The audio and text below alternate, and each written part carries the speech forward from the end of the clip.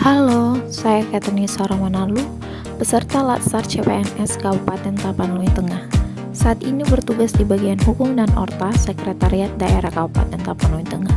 Di video kali ini, saya akan menjelaskan modul etika publik dalam bentuk mind map beserta penerapannya pada unit kerja masing-masing.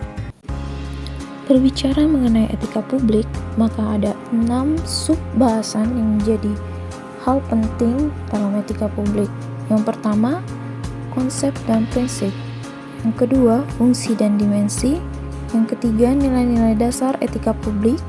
Yang keempat, kode etik ASN.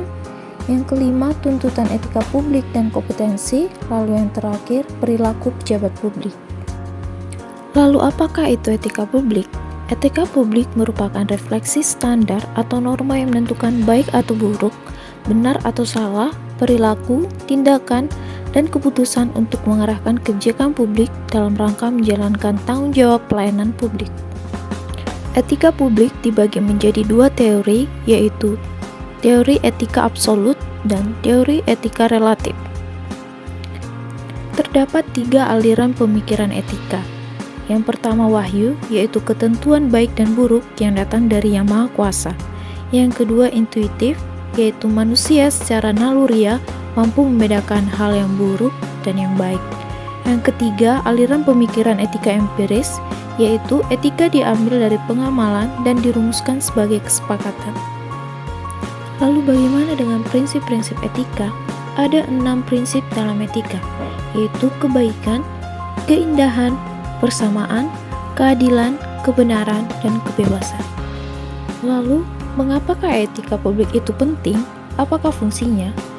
Karena etika publik merupakan refleksi baik atau buruk dalam melaksanakan tindakan memberikan pelayanan kepada publik, maka etika publik akan menuntun kita sebagai ASN untuk memilih dan memilah mana yang baik atau yang buruk, mana yang benar atau yang salah dalam perilaku, tindakan, dan mengambil putusan untuk mengarahkan kebijakan publik dalam rangka menjalankan tanggung jawab pelayanan publik. Etika publik dibagi atas 3 dimensi, yaitu kualitas, modalitas, dan tindakan.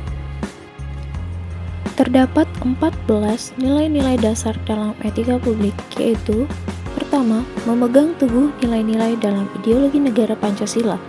Yang kedua, setia dan mempertahankan Undang-Undang Dasar Negara Republik Indonesia tahun 1945. Ketiga, menjalankan tugas secara profesional dan tidak memihak. Yang keempat, membuat keputusan berdasarkan prinsip keahlian. Yang kelima, menciptakan lingkungan kerja yang non-diskriminatif. Yang keenam, memelihara dan menjunjung tinggi standar etika luhur. Yang ketujuh, mempertanggungjawabkan tindakan dan kinerjanya kepada publik. Yang kedelapan, memiliki kemampuan dalam melaksanakan kebijakan dan program pemerintah. Yang kesembilan, memberikan layanan kepada publik secara jujur, tanggap, cepat, tepat, akurat, berdaya guna, berhasil guna, dan santun. Selanjutnya, mengutamakan kepemimpinan berkualitas tinggi. Lalu, menghargai komunikasi, konsultasi, dan kerjasama. Mengutamakan pencapaian hasil dan mendorong kinerja pegawai. Mendorong kesetaraan dalam pekerjaan. Dan yang terakhir, meningkatkan efektivitas sistem pemerintahan. Terdapat 12 kode etik ASN, yaitu yang pertama, melaksanakan tugasnya dengan jujur, bertanggung jawab, dan berintegritas tinggi. Yang kedua, melaksanakan tugasnya dengan cermat dan disiplin. Yang ketiga, melayani dengan sikap hormat, sopan, dan tanpa tekanan. Yang keempat, melaksanakan tugasnya sesuai peraturan perundang-undangan yang berlaku. Yang kelima, melaksanakan tugasnya sesuai dengan perintah atasan atau pejabat berwenang sejauh tidak bertentangan dengan undang-undang dan etika. Yang keenam, menjaga kerahasiaan yang menjangkut kebijakan negara. Ketujuh, menggunakan kekayaan dan barang milik negara secara bertanggung jawab, efektif, dan efisien. Selanjutnya, menjaga agar tidak terjadi konflik kepentingan dalam melaksanakan tugasnya. 9. Memberikan informasi secara benar dan tidak menyesatkan kepada pihak lain. 10. Tidak menyalahgunakan informasi internal negara, tugas, status, kekuasaan, dan jabatannya untuk mendapatkan atau mencari keuntungan.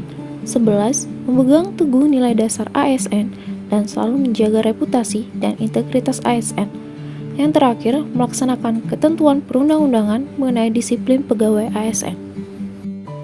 Etika publik dibagi menjadi 3 kompetensi. Yang pertama, kompetensi teknis, kedua, kompetensi leadership, yang ketiga, kompetensi etika. Tuntutan etika publik dalam kompetensi teknis yaitu memiliki kemampuan tentang hukum, kemampuan manajemen program, manajemen strategis, dan manajemen sumber daya. Tuntutan etika publik dalam kompetensi leadership yaitu memiliki penilaian dan penerapan tujuan, keterampilan manajemen, gaya manajemen, dan kepemimpinan politik dan negosiasi. Tuntutan etika publik dalam kompetensi etika yaitu manajemen nilai, kemampuan penalaran moral, moralitas pribadi, dan etika organisasi. Berbicara mengenai perilaku pejabat publik, maka ada 2 hal yang menjadi sorotan. Yang pertama, standar etika publik, yaitu adanya tuntutan masyarakat kepada pemerintah untuk melakukan reformasi di segala bidang agar tercapai pemerintah yang bersih dari korupsi, kolusi, dan nepotisme. Yang kedua, berkembangnya kehidupan demokrasi. Yang ketiga, tegaknya supremasi hukum. Yang terakhir, pelindungan dan penghormatan pada hak-hak asasi manusia. 8 area perubahan reformasi birokrasi meliputi manajemen perubahan, penataan peraturan perundang-undangan, penataan dan penguatan organisasi, penataan tata laksana, penetapan sistem manajemen SDM, penguatan akuntabilitas, penguatan pengawasan, dan penguatan pelayanan publik.